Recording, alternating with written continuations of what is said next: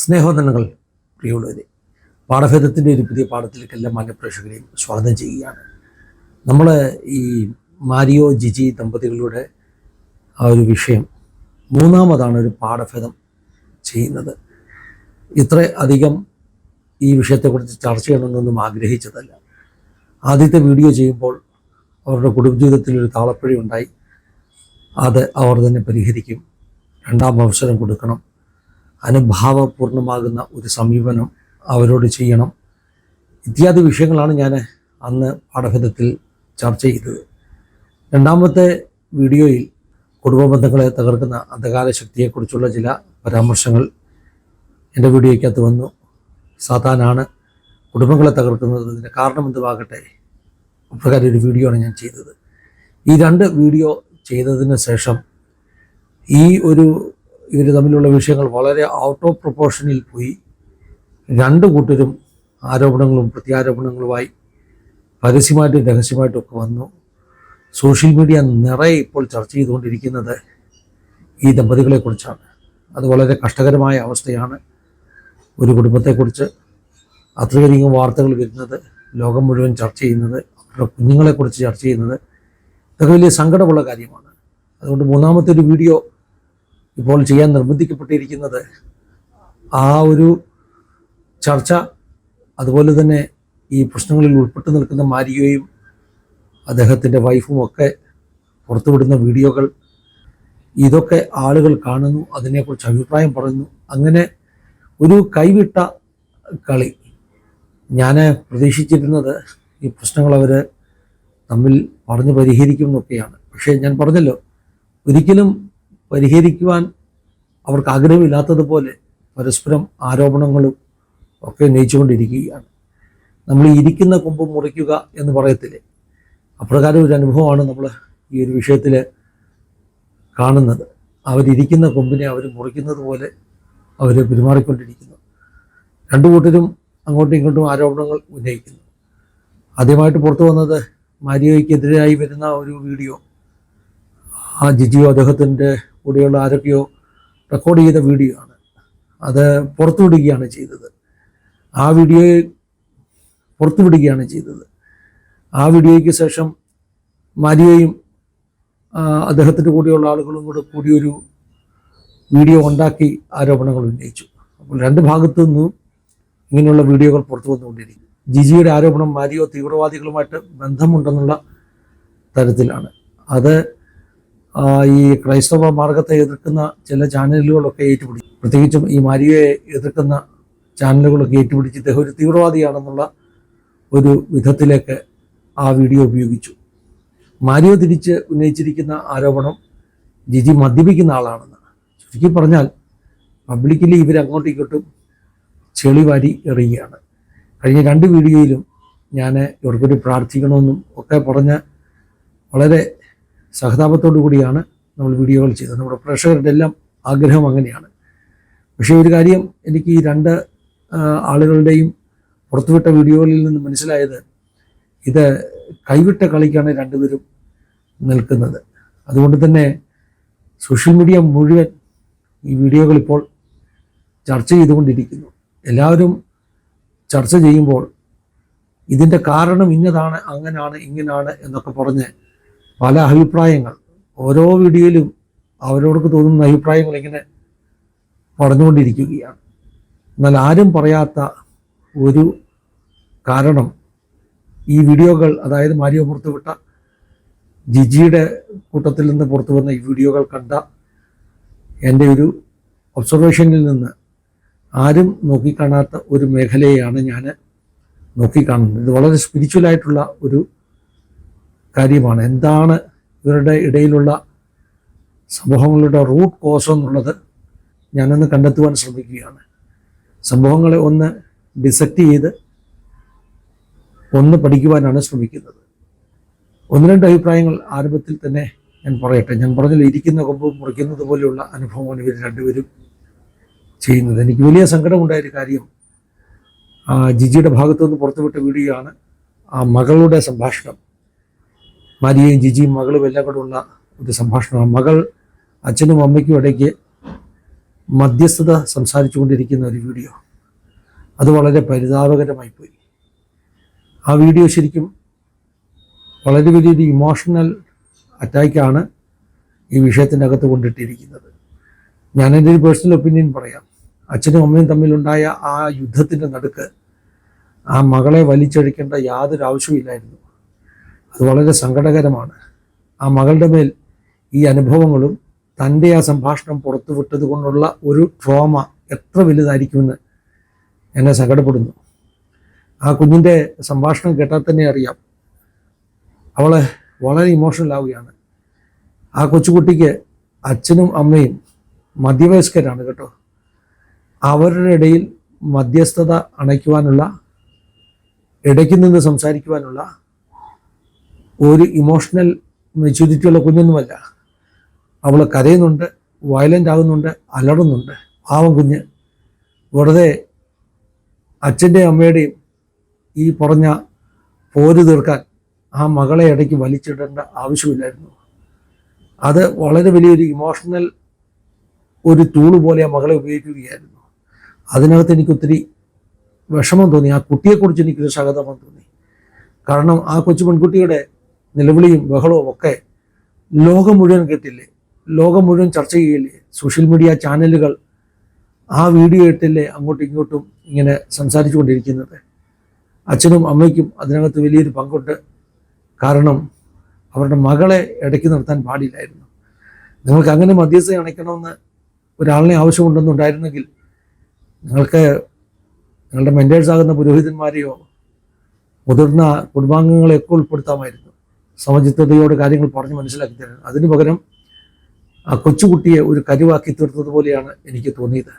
അതിൽ അപ്പുറമായിട്ട് സങ്കടം തോന്നിയത് ആ വീഡിയോ പുറത്തു വന്നതിനെ കുറിച്ചാണ്. ആ കുഞ്ഞിൻ്റെ വീഡിയോ അങ്ങനെ പുറത്ത് പബ്ലിഷ് ചെയ്യാൻ പാടില്ലായിരുന്നു. വലിയ സങ്കടമായിപ്പോയി. അവളുടെ ഹൃദയത്തിലുണ്ടാക്കുന്ന മുറിവുകൾ എത്ര ആഴത്തിലുള്ള മുറിവുകളാണ്. ആ കുഞ്ഞിന് സത്യം എന്താണെന്നോ സംഭവം എന്താണെന്നോ അറിയില്ല. ആ കുഞ്ഞ് രണ്ടുപേരുടെ ഇടയിൽ കുറേ കാര്യങ്ങൾ പറയുന്നു എന്നുള്ളതല്ലാതെ, അച്ഛനമ്മയും പറഞ്ഞു കൊടുത്തതല്ലാതെ അവൾക്ക് മറ്റൊന്നും അറിയത്തില്ലല്ലോ. ആദ്യമേ തന്നെ ആ വിഷയത്തെക്കുറിച്ചുള്ള എൻ്റെ ഒരു അഭിപ്രായം ഞാനങ്ങ് പറയുകയാണ്. ആ കുഞ്ഞിനോടുള്ള വലിയൊരു സഹതാപം. നമുക്കൊക്കെ കൊച്ചു കുഞ്ഞുങ്ങളുള്ളതല്ലേ.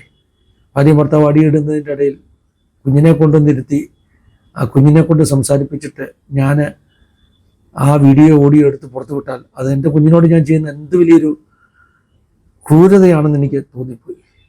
നമുക്ക് ജയിക്കാൻ വേണ്ടി, നമ്മൾക്ക് നമ്മുടെ ഭാഗമാണ് ശരിയെന്ന് വരുത്തി തീർക്കാൻ വേണ്ടി പലപ്പോഴും ഇങ്ങനെയുള്ള കാര്യങ്ങൾ ചെയ്യുമ്പോൾ മനസ്സിലാക്കണം, ആ കൊച്ചുകുഞ്ഞ് ചെറിയൊരു പൈതലാണ്. എത്രയായാലും എനിക്ക് വയസ്സൊന്നും അറിയത്തില്ല, എന്തായാലും 10-20 വയസ്സ് താഴെയായിരിക്കാം, പ്രായപൂർത്തിയായിരിക്കാം അതിന്. പക്ഷേ കുഞ്ഞുങ്ങളെ ഒരിക്കലും ഇങ്ങനെയുള്ള കാര്യങ്ങളിൽ ഇൻവോൾവ് ചെയ്യാൻ പാടില്ലായിരുന്നു എന്ന ഒരു ചിന്ത. ഞാൻ പറഞ്ഞല്ലോ, മറ്റാരും ചർച്ച ചെയ്യാത്തൊരു വിഷയമാണ് ഞാൻ ചർച്ച ചെയ്യുവാൻ ആഗ്രഹിക്കുന്നത്. ഇവരുടെ രണ്ടുപേരുടെയും വീഡിയോകൾ കണ്ടതിൽ നിന്ന് എനിക്ക് കിട്ടിയ ഒരു ഒബ്സർവേഷൻ, ഇവർ രണ്ടുപേരും ബിഹേവ് ചെയ്യുന്നത് ഈ പ്രശ്നം ഒരിക്കലും പരിഹരിക്കപ്പെടണമെന്നുള്ള ആഗ്രഹത്തോടു കൂടിയല്ല. വേദോസത്തിലൊരു വാക്യമുണ്ട്, ഗലാത്യലേഖനത്തിൽ പൗലോസ് ചോദിക്കുന്ന ഒരു ചോദ്യമാണ്, ആ ബുദ്ധിയില്ലാത്ത ഗലാത്യരെ നിങ്ങളെ ക്ഷുദ്രം ചെയ്ത് മയക്കിയതാണ്. ആ വാക്യമാണ് ഈ രണ്ട് വീഡിയോകളും കണ്ടപ്പോൾ, അല്ലെങ്കിൽ പുറത്തുവിട്ട വീഡിയോകൾ കണ്ടപ്പോൾ എൻ്റെ മനസ്സിലേക്ക് വന്നത്. ഈ ജിജിയെയും മാരിയെയും ആരാണ് ക്ഷുദ്രം ചെയ്ത് മയക്കിയത്? ശരിക്കും മാരിയോടെ ആ സംസാരങ്ങളൊക്കെ കേട്ടാൽ വളരെ അഡമൻ്റായിട്ട് ഞാനൊരു മെയിലാണ്, ഞാൻ പറയുന്നതിന് മാറ്റമില്ല എന്നൊക്കെ വളരെ കടുംപിടുത്തത്തോട് പറയുന്ന സംഭാഷണം കേട്ടപ്പോൾ എനിക്ക് തോന്നി, സ്റ്റേജുകളിൽ കാണുന്നൊരു മാരിയോ അല്ലല്ലോ അത്. ഇത്ര ഒരു വാശിയോടുകൂടി എന്തുകൊണ്ടാണ് അദ്ദേഹം വാദിക്കുന്നത്? തൻ്റെ മകൾ സംസാരിച്ചിട്ടും അദ്ദേഹത്തിന് അയയാനൊട്ടും മട്ടില്ല. ക്ഷുദ്രം ചെയ്ത് ബുദ്ധി ബന്ധിച്ചു വെച്ചിരിക്കുന്ന ആളുകളുടെ സംഭാഷണം പോലെയാണ് എനിക്ക് തോന്നിയത്. നിങ്ങൾ പറയുന്നു ആ ജിജി മദ്യപിക്കുന്നല്ലേ, അങ്ങനെയാണ് മാരിയ പറഞ്ഞത്. എൻ്റെ മനസ്സിൽ വന്ന ചിന്ത, ഇവരൊക്കെ സുബുദ്ധിയില്ലാതാണ് പെരുമാറിക്കൊണ്ടിരിക്കുന്നത്. ഇത്ര ഔന്നത്യമുള്ള ഒരു പ്രവൃത്തി ചെയ്യുവാൻ, ഒരു കർമ്മം ചെയ്യുവാൻ ഇവർക്ക് അവസരം കിട്ടിയിട്ടും, സമൂഹത്തിൽ അനേക കുടുംബങ്ങൾക്ക് ആശ്വാസമാകാനുള്ള ഒരു അനുവാദം ഇവർക്ക് കിട്ടിയിട്ടും ഇവരിങ്ങനെയൊക്കെ ബിഹേവ് ചെയ്യുന്നെങ്കിൽ അതിൻ്റെ അർത്ഥം ഇവരുടെ വിവേകം വർക്ക് ചെയ്യുന്നില്ല. സുബുദ്ധിയിലല്ല ഇത് സംഭവിക്കുന്നത്. ക്ഷുദ്രം ചെയ്ത് മയക്കിയതുപോലെ ഉള്ള ഒരു അനുഭവം. ഇത് മറ്റാരും പറയുമെന്ന് എനിക്ക് തോന്നുന്നില്ല. ഞാൻ വളരെ ഉത്തരവാദിത്വത്തോടെ എൻ്റെ ഒബ്സർവേഷൻ അങ്ങ് പറയുകയാണ്. ഈ മാരിയോയും ജിജിയുമൊക്കെ എന്തൊക്കെയോ വലിയ പൈശാചികതയുടെ അടിമത്തത്തിൽ നിന്ന് സംസാരിക്കുന്നത് പോലെ.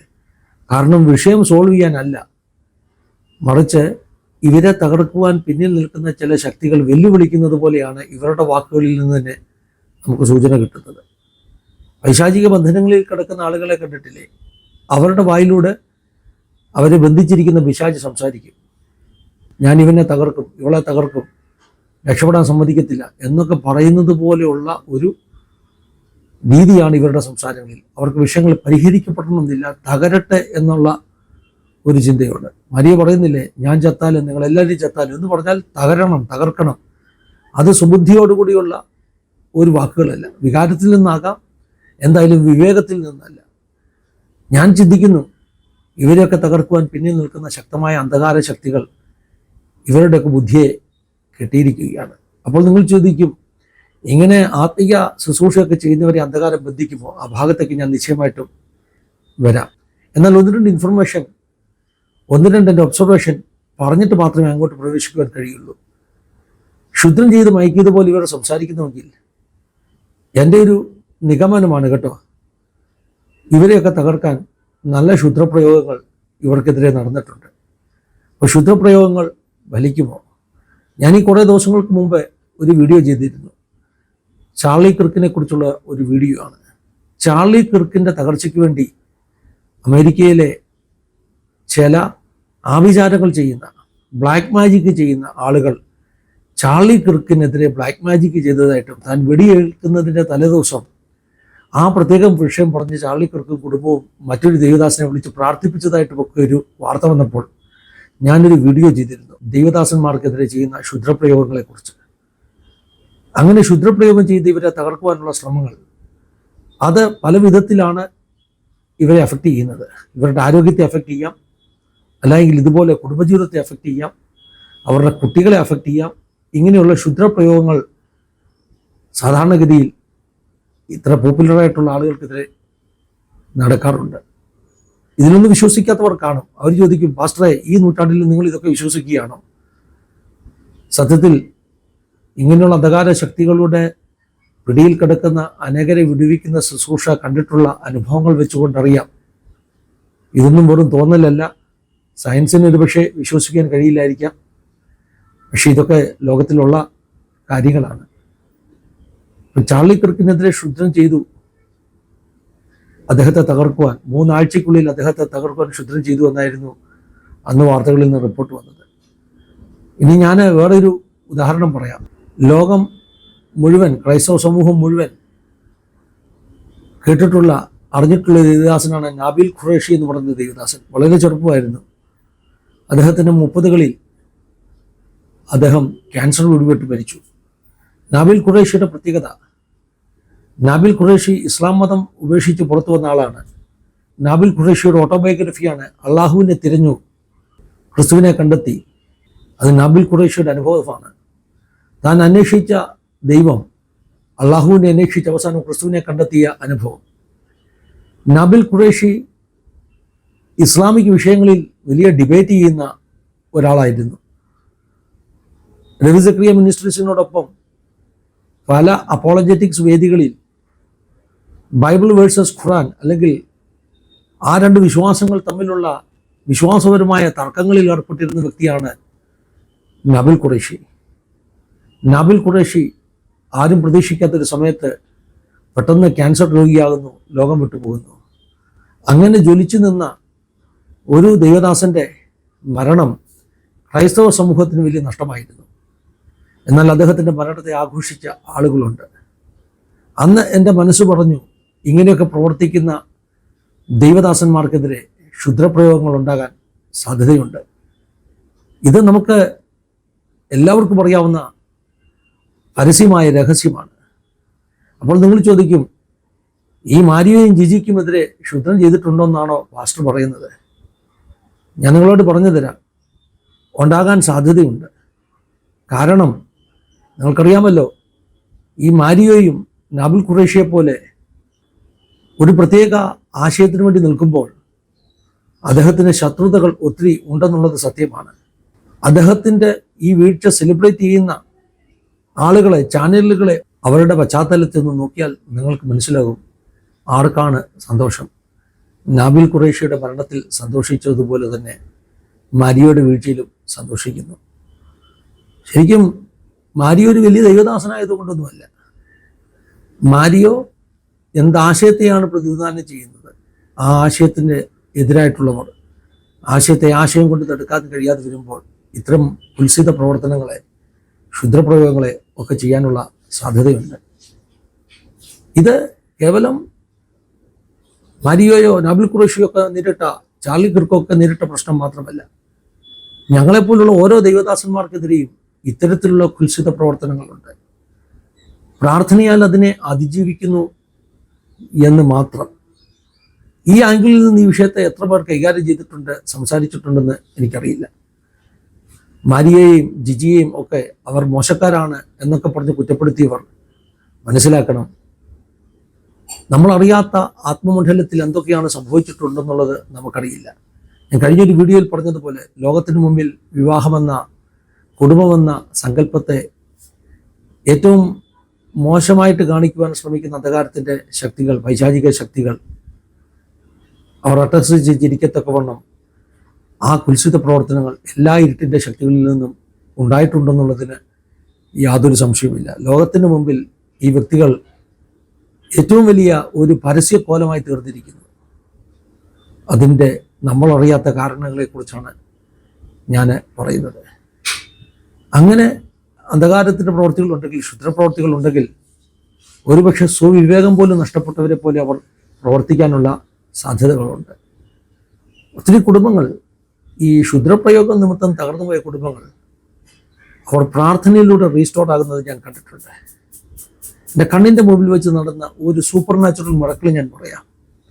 ഞാൻ ഒരിക്കലും ഒരു സ്ഥലത്ത് ശുശ്രൂഷിക്കാൻ ചെന്നപ്പോൾ ആ ചർച്ചിലെ ഒരു പെൺകുട്ടിയുടെ ശരീരത്തിൽ നിന്ന് ഒരു അന്ധകാര ശക്തി പുറത്തു വന്നു.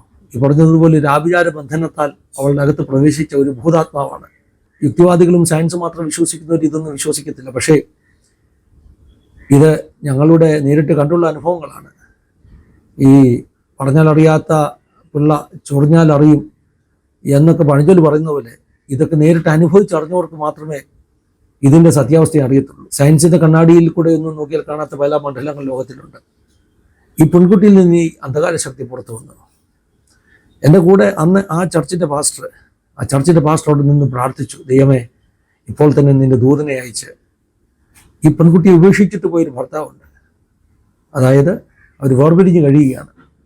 പാസ്റ്റർ പ്രാർത്ഥിക്കുകയാണ്, ഇപ്പോൾ തന്നെ ഇവിടെ ഭർത്താവിൻ്റെ അടുക്കലേക്ക് സ്വർഗദൂതനെ അയച്ച് ഈ പെൺകുട്ടിയുടെ മൊബൈലിൽ ഇപ്പോൾ തന്നെ ആ മനുഷ്യൻ വിളിക്കണം, ഇവരുടെ കുടുംബം റീസ്റ്റോർ ആകണം. അകത്തുനിന്ന് വന്ന ഭൂതം പറയുന്നത് ഞാനാണ് ഈ പെൺകുട്ടിയുടെ ജീവിതം തകർത്തത്, ഇവരെ സെപ്പറേറ്റ് ആക്കിയത്, ഡിവോഴ്സിൻ്റെ വക്കീലെത്തി നിൽക്കുകയാണ്. എൻ്റെ കണ്ണിൻ്റെ മുമ്പിൽ കണ്ട കാഴ്ച 5 മിനിറ്റിനകം ഈ പെൺകുട്ടിയുടെ മൊബൈൽ റിങ് ചെയ്യുന്നു. ഈ പെൺകുട്ടി നിലത്ത് വീണ് കിടക്കുക, ബോധമറ്റ് കിടക്കുക, അതായത് അന്ധകാര ശക്തി വെളിപ്പെട്ട്, ഭൂതശക്തി വെളിപ്പെട്ട് കിടക്കുക. ആ പാസ്റ്ററുടെ പ്രാർത്ഥനയുടെ മുമ്പിൽ അടുത്ത നിമിഷം തന്നെ ഈ പെൺകുട്ടിയുടെ മൊബൈൽ റിങ് ചെയ്യുന്നു. ആ മൊബൈല് പെൺകുട്ടിയുടെ അമ്മ അടുത്ത് നിൽപ്പുണ്ട്. മൊബൈൽ എടുത്ത് നോക്കാൻ പറഞ്ഞ് ആരാ വിളിക്കുന്നത്? നോക്കിയപ്പോൾ ഭർത്താവ് വിളിക്കുകയാണ്. ഈ പാസ്റ്റർ മീറ്റിങ്ങിൻ്റെ നടുക്കാ കേട്ടോ. പാസ്റ്റർ പറഞ്ഞു, ഫോൺ എടുക്ക്, സംസാരിക്കേ. ഫോൺ എടുത്തു കഴിഞ്ഞപ്പോൾ ആ മനുഷ്യൻ നിലവിളിച്ചുകൊണ്ട് പറയുക, എനിക്ക് അബദ്ധം പറ്റി, എനിക്ക് അവളുടെ കൂടെ ഒന്നിച്ച് താമസിക്കണം. അറിയാമോ, എൻ്റെ കണ്ണിൻ്റെ മുമ്പിൽ വെച്ച് കണ്ട കാഴ്ചയാണ്. അന്ധകാര ശക്തി മാറിപ്പോയപ്പോൾ അവരുടെ കുടുംബം ഒന്നാകുന്നത് കണ്ടു.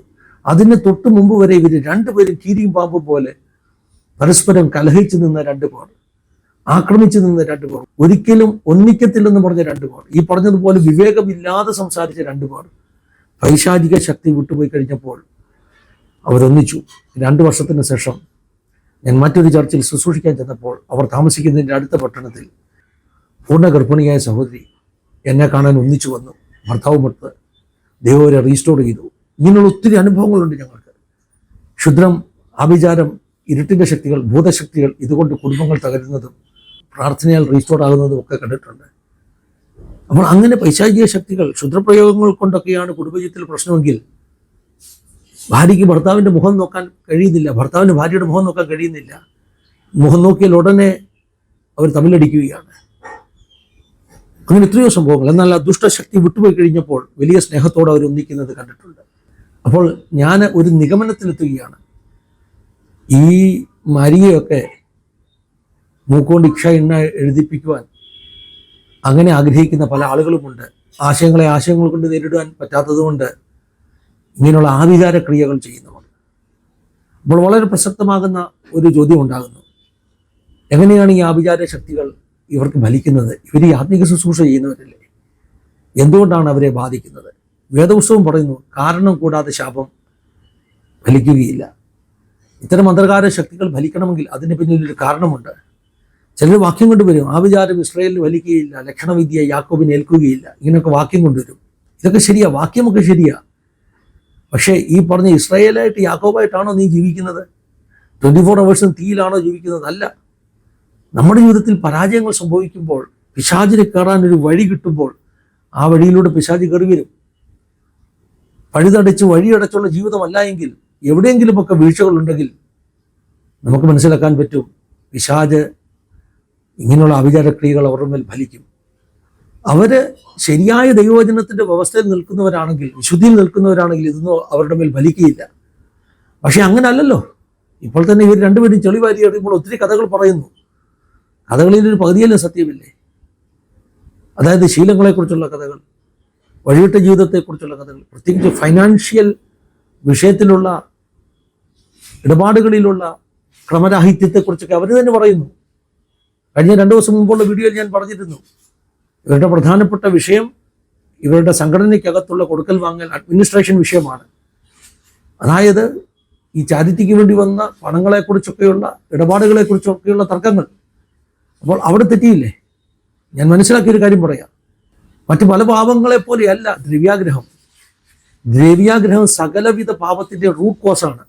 ഒരിക്കൽ ദ്രവ്യാഗ്രഹം വന്നു കഴിഞ്ഞാൽ അവരുടെ ശുശ്രൂഷ തകരും, അവരുടെ ജീവിതം തകരും. പിശാചിൻ്റെ മറ്റെല്ലാ ആയുധങ്ങളും ഇതിൽ പ്രവേശിക്കത്തക്കോണം ഈ ദ്രവ്യാഗ്രഹം അവർക്ക് വേണ്ടി ഒരു വഴി തുറക്കും. ഞാൻ വേദോസത്തിൽ നിന്നൊരു ഉദാഹരണം പറയാം. പത്രോസിൻ്റെയും യൂദയുടെയും അനുഭവങ്ങളാണ്. രണ്ടുപേരും ചെയ്ത തെറ്റ് സെയിം. പത്രോസ് യേശുവിനെ തള്ളിപ്പറഞ്ഞ് യൂദ യേശുവിനെ ഒറ്റിക്കൊടുത്തു. രണ്ടും ഒരേ പാപമാണ്. ഒരാൾ ഒറ്റിക്കൊടുത്തു, ചുംബനം കൊണ്ടാണ് ഒറ്റിക്കൊടുത്തത്. പത്രോസ് അല്പം കൂടെ കഠിനമായിട്ട് 3 പ്രാവശ്യം അറിയുന്നില്ലെന്ന് തള്ളിപ്പറഞ്ഞു. പക്ഷെ പത്രോസിന് ക്ഷമ കിട്ടി. യൂദയ്ക്ക് എന്തുകൊണ്ടാണ് ക്ഷമ കിട്ടാഞ്ഞത്? നിങ്ങൾ ചിന്തിച്ചിട്ടുണ്ടോ? ഒരേ പാപം ചെയ്തവർ. ദൈവം രണ്ടുപേരോടും ക്ഷമിക്കാൻ തയ്യാറാണ്. ക്ഷമ കിട്ടാത്തതിന് കാരണം ഈ 2 പാപങ്ങളുടെ റൂട്ട് കോസായി തീർന്ന ഒരു കാരണമുണ്ട്. ആ കാരണം വ്യത്യസ്തമാണ്. പത്രോസ് എന്തുകൊണ്ടാണ് യേശുവിനെ തള്ളിപ്പറഞ്ഞത്? പത്രോസ് യേശുവിനെ തള്ളിപ്പറഞ്ഞത് ഭയം കൊണ്ടാണ്. യേശുവിനെ ഏറ്റുപറഞ്ഞു കഴിഞ്ഞാൽ തൻ്റെ ജീവൻ അപകടത്തിലാകുന്നുള്ള ഭയം കൊണ്ട് താൻ അല്പം ഒന്ന് വ്യതിചലിച്ചു പോയി. ഭയം കൊണ്ട് തള്ളിപ്പറഞ്ഞു. യൂദ എന്തുകൊണ്ടാണ് യേശുവിനെ ഒറ്റിക്കൊടുത്തത്? ഭയം കൊണ്ടല്ല, ദ്രവ്യാഗ്രഹം കൊണ്ടാണ്, പണത്തോടുള്ള ആർത്തി കൊണ്ടാണ്. അപ്പോൾ പത്രോസ് ഭയം കൊണ്ട് തള്ളിപ്പറഞ്ഞെങ്കിൽ ദൈവത്തിനറിയാം അവൻ ഭയം കൊണ്ടാണ് തള്ളിപ്പറഞ്ഞത്. റൂട്ട് കോസ് ഭയമാണ്. ക്ഷമ കിട്ടി. ഇപ്പോൾ ആരെങ്കിലും ഒരാളെ ഭീഷണിപ്പെടുത്തി ആ വ്യക്തി യേശുവിനെ തള്ളിപ്പറഞ്ഞാൽ അത് ഭയം കൊണ്ടാണ്. പക്ഷെ അങ്ങനെയല്ല പണം വാങ്ങിച്ച് യേശുവിനെ ഒറ്റിക്കൊടുക്കുന്ന യൂദാസിൻ്റെ അനുഭവം. ദ്രവ്യാഗ്രഹമാണ് പിന്നിലുള്ളത്. അപ്പോൾ ദ്രവ്യാഗ്രഹം കയറിക്കഴിഞ്ഞാൽ ബാക്കിയെല്ലാം കൂടെ കയറും. അതുകൊണ്ടാണ് യൂദയ്ക്ക് പോയി അനുദപിക്കാൻ ഇടയില്ലാതെ ആത്മഹത്യ ചെയ്യേണ്ടി വന്നത്. ദ്രവ്യാഗ്രഹം അവനിൽ ആത്മഹത്യാ സ്പിരിറ്റ് കൊണ്ടുവന്നു. അപ്പോൾ ദ്രവ്യാഗ്രഹം എന്ന് പറയുന്നത് വളരെ കഠിനമായ പാപമാണ്.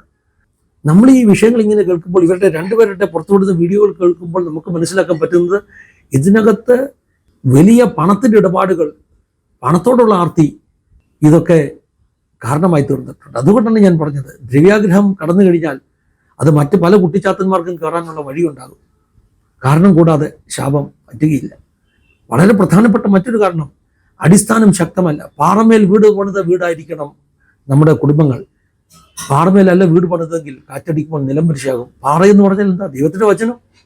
ദൈവത്തിൻ്റെ വചനപ്രകാരമല്ല ജീവിതത്തെ പണിയുന്നതെങ്കിൽ ആ കുടുംബം തകർന്നു പോകും. ഞാനൊരു കാര്യം പറയാം, മാരിയെക്കുറിച്ചും ജിജിയെക്കുറിച്ചും ഒക്കെയുള്ള എൻ്റെ ഒരു സങ്കടം. ഈ മാരിയുടെ വീഡിയോകൾ പണ്ടേ കാണുമ്പോൾ ഞാൻ പ്രാർത്ഥിച്ചിട്ടുണ്ട്. എന്താണെന്നറിയാമോ? ഇദ്ദേഹം ഇസ്ലാം മാർഗത്തിൽ നിന്നൊക്കെ വന്ന ഒരാളാണ്. പക്ഷേ കർമാനുഷ്ഠാനങ്ങൾ നിറഞ്ഞ ഒരു മാർഗത്തിലേക്ക് അദ്ദേഹം മാറി എന്നുള്ളതല്ലാതെ യഥാർത്ഥ ക്രിസ്തീയ വിശ്വാസത്തിൻ്റെ ആ ഒരു അടിസ്ഥാനത്തിലേക്ക് മാരിയോയ്ക്ക് വരാൻ കഴിഞ്ഞിട്ടുണ്ടോ? ഒരു റിലീജിയൻ വിട്ട് മറ്റൊരു റിലീജിയനിലേക്ക് വന്നു എന്നുള്ളതല്ലാതെ. അതായത് ഞാൻ ഇതൊരു വിമർശനമായിട്ട് പറയുകയല്ല, ഇതൊരു സത്യമായിട്ട് പറയുകയാണ്. മാരിയെ പോലെ ഇസ്ലാം വിശ്വാസം വിട്ടുവരുന്ന ഒരാൾ ഈ പറഞ്ഞ ഫോർമുലാകൾ നിറഞ്ഞ ആചാരാനുഷ്ഠാനങ്ങൾ നിറഞ്ഞ യേശുവുമായിട്ട് ബന്ധത്തെക്കുറിച്ച് അത്രമേൽ പഠിപ്പിക്കാത്ത, യേശുവിനേക്കാൾ അധികമായിട്ട് മറ്റു പലതുമായി ബന്ധമുണ്ടാക്കുന്ന ഒരു റിലീജിയനിൽ വന്നു പെട്ടു. ഞാൻ ഉള്ളിരുകി പ്രാർത്ഥിച്ചിട്ടുണ്ട്, ഉള്ളിൽ പറഞ്ഞിട്ടുണ്ട്, ദൈവമേ ഈ മനുഷ്യൻ്റെ അകത്തെ കണ്ണുകൾ തുറക്കണം, സത്യവചനം അറിയാൻ സഹായിക്കണം. പക്ഷെ അറിയാൻ പറ്റിയില്ല. ക്രിസ്ത്യ ജീവിതം ഒരു റിലേഷൻഷിപ്പാണ്, ദൈവജനം അനുസരിച്ചുള്ള ജീവിതമാണ്. പുതിയ നിയമസഭ എന്താണ് എന്നൊക്കെ ആ മനുഷ്യന് അറിയാൻ പറ്റിയില്ല. അതുകൊണ്ട് എന്ത് സംഭവിച്ചു? അദ്ദേഹം മതം മാറി എന്നുള്ളത് ശരിയാണ്, പക്ഷേ ദൈവവുമായിട്ടുള്ള അദ്ദേഹത്തിൻ്റെ റിലേഷൻഷിപ്പ് എന്തായിരുന്നു? ഫോർമുലകളിൽ ജീവിക്കുന്ന ഒരു മനുഷ്യനായിട്ട്, വേദോസ്തത്തിൽ ഇല്ലാത്ത കാര്യങ്ങളിൽ ജീവിക്കുന്ന ഒരു മനുഷ്യനായിട്ട് അദ്ദേഹം അങ്ങ് പോയി. അടിസ്ഥാനങ്ങൾ പണിതത് ദൈവജനത്തിൻ്റെ സത്യത്തിലായിരുന്നില്ല. പ്രസംഗകനായിരുന്നു, ഈശോയെക്കുറിച്ച് കേട്ടിട്ടുണ്ട്, പക്ഷേ ഈശോയേക്കാൾ അപ്പുറമായിട്ട് ഈ പറഞ്ഞതുപോലെ ആചാരാനുഷ്ഠാനങ്ങളിൽ കുടുങ്ങിപ്പോയ ഒരു മനുഷ്യനായിരുന്നു മാരിയോ. അതിൻ്റെ അപകടമുണ്ടായില്ലേ? അടിസ്ഥാനങ്ങൾ ശക്തമായിരിക്കണം. അടിസ്ഥാനങ്ങൾ ശക്തമല്ലെങ്കിൽ, വചനത്തിൽ ഉറച്ച ജീവിതമല്ലെങ്കിൽ, ഈശോയുമായിട്ട് നല്ല ബന്ധമില്ലെങ്കിൽ, ആ ബന്ധമാണ് നമുക്ക് ശക്തിയും ഊർജ്ജവും നൽകുന്നത്. സാത്താൻ തകർത്ത് കളയും. മറ്റു പലരുമായിട്ട് ബന്ധം കാണാം, പക്ഷേ അതൊന്നും നമ്മളെ രക്ഷിക്കത്തില്ല. അടിസ്ഥാനങ്ങൾ മോശമായിരുന്നു. ഒത്തിരി കാരണങ്ങൾ നമുക്ക് പറയാം. മൂന്നാമതൊരു കാരണം എനിക്ക് പറയാനുള്ളത്, കുടുംബജീവിതങ്ങളിൽ, പ്രത്യേകിച്ച് ഇങ്ങനെയുള്ള ശുശ്രൂഷകൾ ചെയ്യുന്നവരുടെ ജീവിതങ്ങളിൽ, അവരുടെ കുടുംബത്തിൽ ഏറ്റവും വീക്കായിട്ടുള്ള മെമ്പർ ആരാണ്? ആ മെമ്പറിനെ ശത്രു ഉപയോഗിക്കും. അതൊരു പക്ഷേ സ്പൗസ് ആകാം, അല്ലെങ്കിൽ മക്കളാകാം. ഭർത്താവ് നല്ല സ്ട്രോങ് വിശ്വാസി, ഭാര്യ വീക്കാണെങ്കിൽ ഭാര്യയെ പിശാച് ഉപയോഗിക്കും അവരുടെ ശുശ്രൂഷ തകർക്കാൻ, അല്ലെങ്കിൽ മക്കളെ ഉപയോഗിക്കും. അതുകൊണ്ട് ശുശ്രൂഷ ചെയ്യുന്ന കുടുംബങ്ങളിൽ ഭാര്യയും മക്കളും എല്ലാം ഒരുപോലെ പ്രാർത്ഥനയിൽ, ഒരുപോലെ സമർപ്പണത്തിൽ നിന്നെങ്കിൽ മാത്രമേ ദൈവിക ശുശ്രൂഷ ചെയ്യാൻ പറ്റത്തുള്ളൂ. ഇവിടെ ആ വിഷയത്തിൽ എന്തൊക്കെയോ പാകപ്പിഴകളുണ്ടെന്ന് നമ്മൾ മനസ്സിലാക്കുന്നു. നാലാമതൊരു കാര്യം, പ്രശ്നങ്ങൾ മറച്ചു വെച്ച് ഇവർ ശുശ്രൂഷിച്ചു. കുടുംബജീവിതത്തിൽ പ്രശ്നങ്ങളുണ്ടെങ്കിൽ അവർ ശുശ്രൂഷിക്കുവാൻ യോഗ്യരല്ല. അവരാദ്യം ആ പ്രശ്നം പരിഹരിക്കണം. പക്ഷേ ഇപ്പോൾ ഈ വീഡിയോയിൽ കാണുമ്പോൾ നമുക്ക് മനസ്സിലാകുന്ന മാരിയ തന്നെ പറയുന്നത്, ഇവർക്കിടയിൽ പ്രശ്നങ്ങൾ പണ്ട് മുതലേ ഉണ്ട്, പലപ്പോഴും ഇവർ വേർപെട്ട് വാർത്തിട്ടുണ്ട്. പക്ഷെ അന്നേരം അവരതെല്ലാം ഒളിപ്പിച്ചു വെച്ച്, ഈ പ്രശ്നങ്ങളെല്ലാം ഒളിപ്പിച്ചു വെച്ച് അവർ ജനത്തിൻ്റെ മുമ്പിൽ മാസ്ക് ധരിച്ച്, മുഖംമൂടി ധരിച്ച് ശുശ്രൂഷിച്ചു. പ്രശ്നങ്ങളുണ്ടെങ്കിൽ അതിനെ മറച്ചു വെച്ച് ശുശ്രൂഷിക്കരുത്. പ്രശ്നങ്ങൾ ആദ്യം പരിഹരിക്കപ്പെടണം. അപ്പോൾ ശരിക്കും ജനത്തിൻ്റെ മുമ്പിൽ പ്രശ്നങ്ങളെ മറച്ചു വെച്ച് ശുശ്രൂഷിക്കുമ്പോൾ അവർ സത്യസന്ധമായിട്ടല്ല ശുശ്രൂഷിച്ചത്, അവർക്ക് അഭിനയിക്കേണ്ടി വന്നു എന്നുള്ളത് തന്നെ സാധാരണ ശക്തികൾക്ക് അവരെ തകർക്കുവാനുള്ള വലിയൊരു കാരണമായി തീർന്നു. പിശാചിൻ്റെ ജീവിതത്തിൽ പ്രവേശിക്കാനൊരു കാരണമായി തീർന്നു. അഞ്ചാമതൊരു കാര്യം, നമ്മുടെ കുടുംബജീവിതത്തിൽ പുറത്തുനിന്ന് ഒരാൾ ഇടപെടുത്തരുത്. ഇവിടെ ഇവരുടെ രണ്ടുപേരുടെയും ജീവിതത്തിൽ ആരൊക്കെയോ പുറത്തു നിന്നുള്ള ഇൻഫ്ലുവൻസ്. മാരിയോ പറയുന്നു, മാരിയോയുടെ ഡ്രൈവർ അവൻ പുറത്തുനിന്ന് വന്ന ആളാണ്, അവനെ നിർത്തേണ്ട ഒരു ഡിസ്റ്റൻസ് ഉണ്ട്, ആ ഡിസ്റ്റൻസിൽ നിർത്തണം. പിന്നെ ഈ ജിജിയുടെ കുടുംബക്കാർ അവരെല്ലാവരും ജിജിയെ സപ്പോർട്ട് ചെയ്ത് കൂടെ നിൽക്കുക. പല കുടുംബങ്ങളും തകരാൻ കാരണം മാതാപിതാക്കളാണ്, സഹോദരങ്ങളാണ്. കല്യാണം കഴിഞ്ഞാൽ പുരുഷൻ അമ്മയും അപ്പനെയും വിട്ട് ഭാര്യയോട് പറ്റിച്ചേരുന്നു. ഇത് ദൈവജനത്തിൻ്റെ പ്രമാണമാണ്. അങ്ങനെ പറ്റിച്ചേരാൻ അനുവദിക്കാതെ ഈ ഇൻലോസ് എന്ന് പറയത്തില്ലേ, ബന്ധുജനങ്ങൾ, അമ്മായിപ്പനും അമ്മായിമ്മയും അവരിടപെട്ടിട്ടാണ് ഇന്നും നല്ലൊരു പങ്ക് കുടുംബങ്ങളും തകരുന്നത്. ചില ആൺകുട്ടികളുടെ ജീവിതം തകർക്കുന്ന അവരുടെ അമ്മമാരൊപ്പന്മാരും കൂടിയാണ്. പുതുതായി വന്ന മകളെ സ്വീകരിക്കാൻ, മരുമകളെ സ്വീകരിക്കാൻ അവർക്ക് പറ്റുന്നില്ല. അവർ ഇഞ്ചക്ഷൻ ചെയ്ത് ഇത് നശിപ്പിക്കുന്നു. അപ്പോൾ പുറത്തു നിന്നുള്ള ഒരു വ്യക്തി, മൂന്നാമത്തെ ഇൻവോൾവ്മെന്റ് ഹസ്ബൻഡിന്റെ ജീവിതത്തിൽ, ഭാര്യയുടെ ജീവിതത്തിൽ ഉണ്ടായാൽ, ഹസ്ബൻഡും വൈഫും അവരുടെ ഭാര്യയെക്കാൾ അധികമായി, ഭർത്താവിനേക്കാൾ അധികമായി മൂന്നാമതൊരാളിനെ വിശ്വസിക്കുകയും അയാളുടെ അഭിപ്രായം കേൾക്കുകയും ചെയ്യാൻ പോയാൽ ഇങ്ങനെയൊക്കെ ഉണ്ടാകും. ഇവിടെ അതാ സംഭവിച്ചിരിക്കുന്നത്. സ്വന്തം ഭാര്യ സ്വന്തം ഭർത്താവിനേക്കാൾ അധികമായിട്ട് മൂന്നാമൻ്റെ വാക്കുകൾക്ക് വില കൊടുക്കുന്നു. ഒരിക്കലും ഭാര്യ അറിയാത്ത ഒരു രഹസ്യവും ഭർത്താവിനുണ്ടാകരുത്. ഇവിടെ അങ്ങനെയല്ല.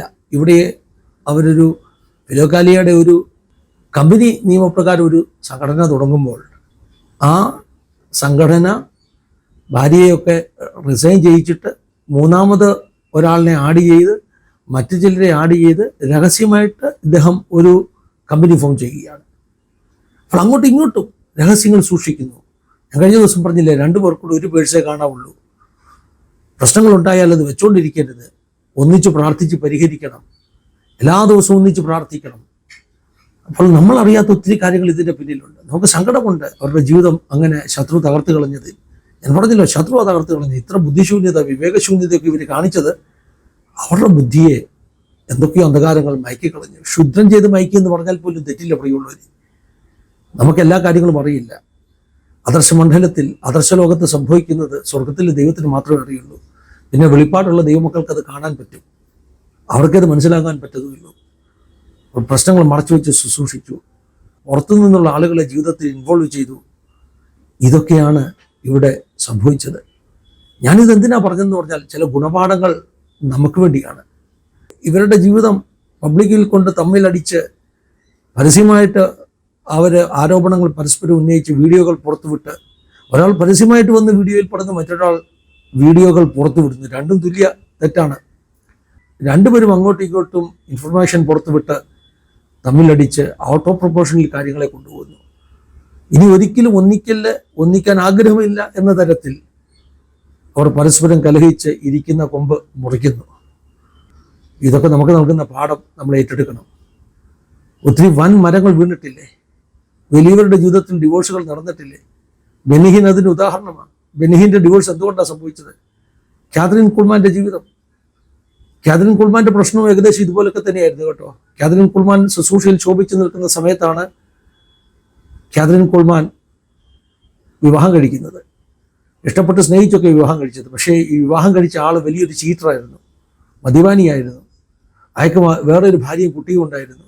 അതൊന്നും പറയാതെ മറച്ചു വെച്ച് കാതറിൻ കുൾമാൻ വിവാഹം കഴിച്ചു. അയാളുടെ ലക്ഷ്യം കാതറിൻ കുൾമാൻ്റെ വലിയ ബിസിനസ്, വലിയ പണമിടപാടുകൾ, മിനിസ്ട്രിയുടെ പൈസ മുഴുവൻ അയാൾ കൊണ്ടുപോയി. അവസാനം കാതറിൻ കുൾമാൻ ആ വ്യക്തിയുമായിട്ട് സെപ്പറേറ്റ് ആയി നിൽക്കുന്ന സമയത്താണ് അദ്ദേഹം മരിക്കുന്നത്. പക്ഷെ കാതറിൻ കുൾമാൻ്റെ ഒരു തീരുമാനം എടുത്തു, ഇനി ഞാൻ വിവാഹം കഴിക്കത്തില്ല, വിവാഹം കഴിക്കാതെ കർത്താവിന് വേണ്ടി ശുശ്രൂഷിക്കാം. അതുകൊണ്ട് അവർ രക്ഷപ്പെട്ടു. അപ്പോൾ ഈ പറയുന്നതുപോലെ ഒത്തിരി ദേവദാസന്മാർ വൻമരങ്ങൾ വീണിട്ടുണ്ട്. അപ്പോൾ ആരെങ്കിലും ഇങ്ങനെ വീഴുക എന്നുള്ളത് വലിയൊരു അത്ഭുതമല്ല. സാത്താൻ ഒത്തിരി പേരെ തകർത്ത് കളഞ്ഞിട്ടുണ്ട്. അപ്പോൾ കുടുംബമായിട്ട് ശുശ്രൂഷിക്കുമ്പോൾ ഭാര്യയും ഭർത്താവും കുഞ്ഞുങ്ങളും എല്ലാം ഒരേ ആത്മീയ നിലവാരത്തിൽ നിൽക്കണം. ഇല്ലായെങ്കിൽ അവർ അഭിനയങ്ങൾ കൊണ്ട്, കാപട്യങ്ങൾ കൊണ്ട് മുൻപിലേക്ക് പോയി അവരുടെ ശുശ്രൂഷയെ, ദൈവനാമത്തെ മനുഷ്യരുടെ മുമ്പിൽ അപഹാസ്യമാക്കി തീർക്കാതിരിക്കുകയാണ് നല്ലത്. അഭിനയങ്ങൾക്ക് ഒരർത്ഥമില്ല. ഒരിക്കൽ ശത്രു ലോകത്തിന് മുമ്പിൽ എക്സ്പോസ് ചെയ്യും, അത് വലിയ അപകടമാകും. അതുകൊണ്ട് ദൈവമക്കൾ ശ്രദ്ധിക്കണം, ശുശ്രൂഷകളോട് ശ്രദ്ധിക്കണം. അവരെപ്പോഴും അവരുടെ കുടുംബം ഏത് ലെവലിൽ നിൽക്കുന്നു മനസ്സിലാക്കണം. അതിലപ്പുറമായിട്ട് അവർക്ക് ശുശ്രൂഷയിൽ നേടുവാൻ കഴിയില്ല. ഒരു ചങ്ങലയുടെ ശക്തി, ആ ചങ്ങലയിലെ ഏറ്റവും വീക്കായിട്ടുള്ള കണ്ണിയുടെ ശക്തിയാണ് എന്ന് പറയുന്നത് പോലെ ഒരു കുടുംബത്തിൻ്റെ മിനിസ്ട്രിയുടെ ശക്തി ആ കുടുംബത്തിലെ ഏറ്റവും വീക്കായിട്ടുള്ള വ്യക്തിയുടെ ശക്തിയാണ്. ഇത് മനസ്സിലാക്കി നാം ജീവിച്ചാൽ കുറച്ചൊക്കെ നമുക്ക് സൂക്ഷിക്കാം, ദൈവകൃപയ്ക്കുള്ളിൽ മറഞ്ഞു നിൽക്കാം. ദൈവം നമ്മെ സഹായിക്കട്ടെ, അനുഗ്രഹിക്കട്ടെ. God bless you all. Have A wonderful day.